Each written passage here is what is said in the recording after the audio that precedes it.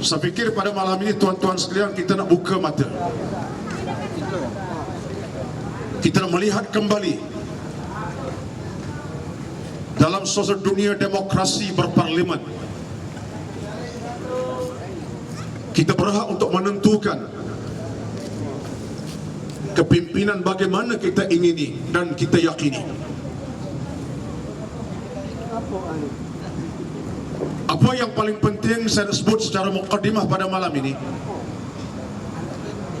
persoalan kepimpinan adalah persoalan yang paling utama. Ini merupakan soal akidah dan soal agama, mewarisi daripada Nabi sallallahu alaihi wasallam, mewarisi daripada para sahabat Nabi sallallahu alaihi wasallam.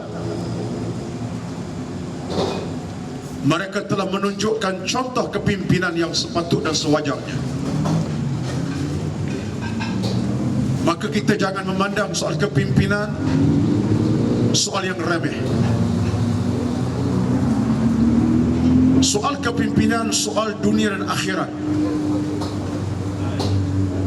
Ayat dibacakan Al-Fadhil Ustaz tadi merupakan suatu ayat yang penting dalam surah Al-Hajj. Alladzina immakkannahum fil ardi aqamus salah wa atawuz zakah wa amaru bil ma'rufi wa nahaw 'anil munkar walillahi 'aqibatul umur. Allah menegaskan bagaimana bentuk kepimpinan yang mesti diangkat di julang. Orang yang kami berikan mereka kuasa memerintah,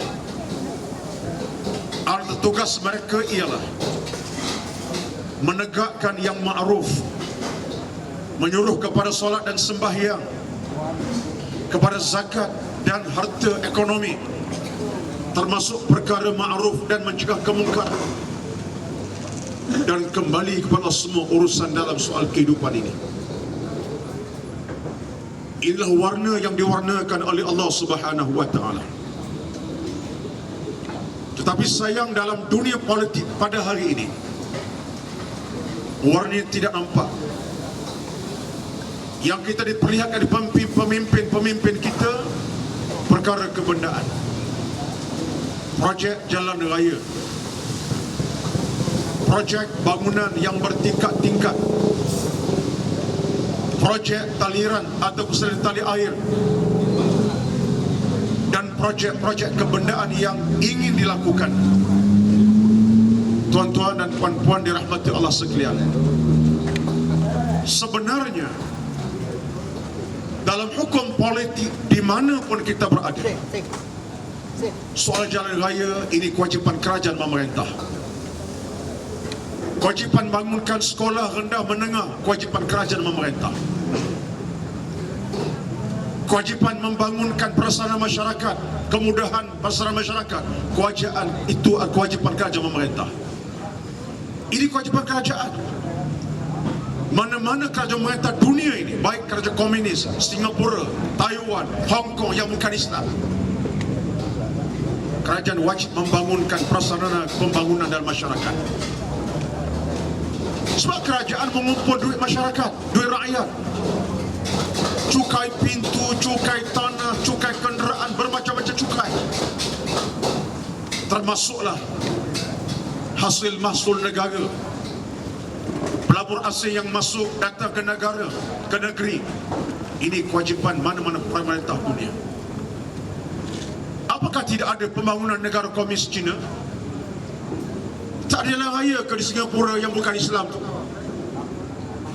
Sebab itulah sayangnya orang kita hari ini diperbodohkan oleh pemimpin yang bodoh dan tak cerdik.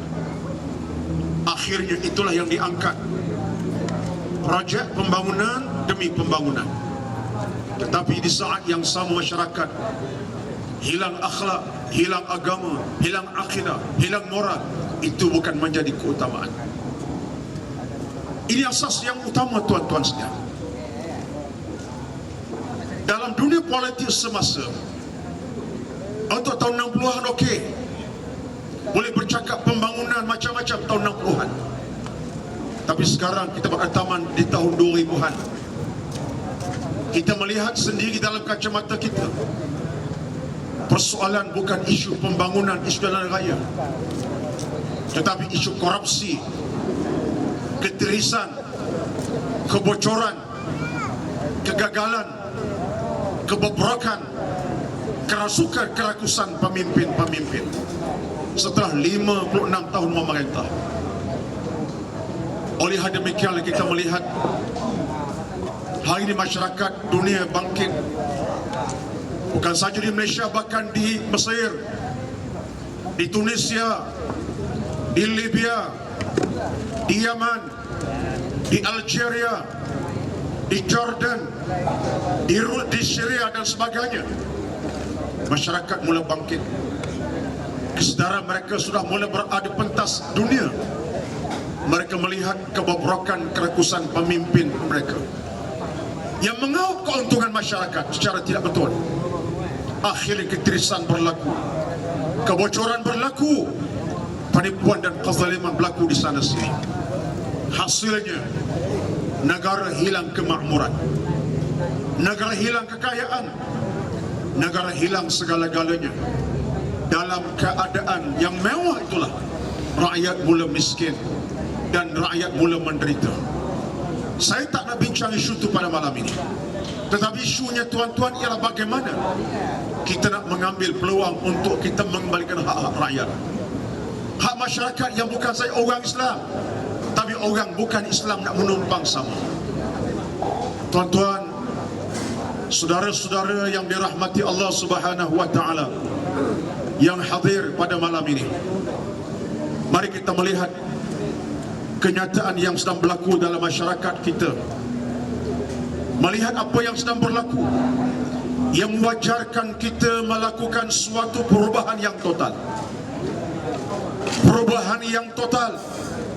Sudah cukup 56 tahun kezaliman berlaku, ketidakadilan berlaku, keruntuhan melanda daripada kesilapan tangan-tangan pemimpin yang tidak ada nilai ketakwaan dan keimanan yang cukup. Kita menjana sebuah kepimpinan yang baru, berasaskan keadilan, berasaskan kebajikan, berasaskan sosial yang direstui oleh masyarakat yang bukan sahaja orang Islam, bahkan mereka yang bukan Islam.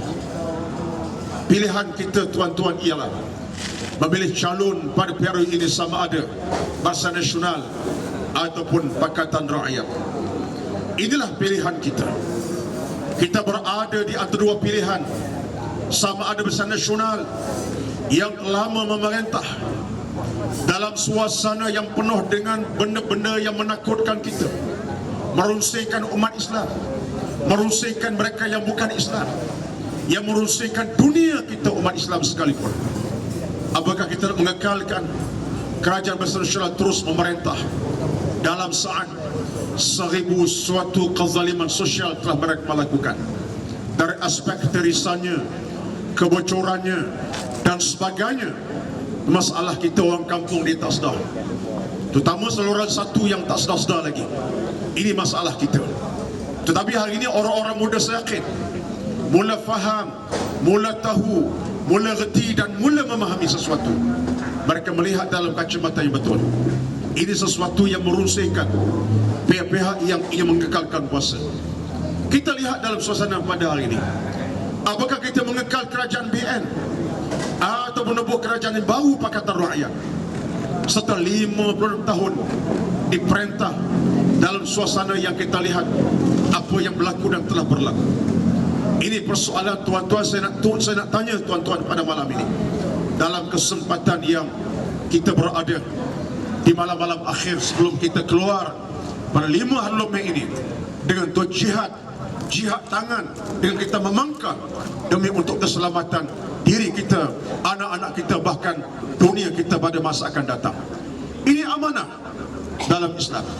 Saya nak baca satu ayat dalam Al-Quranul Karim, menjadi sesuatu yang penting kita lihat bersama dalam kacamata politik semasa pada hari ini, dalam kacamata politik yang ada pada hari ini, di mana Allah Subhanahu wa taala berfirman, qalat ihdahuma Ya abati istajirhu inna khaira man istajartal qawiyul amin. Di mana Allah sebut dalam ayat ini cerita bagi dua anak Nabi Musa alaihi wassalatu wassalam dengan perkataan mereka kepada sama mereka bahawa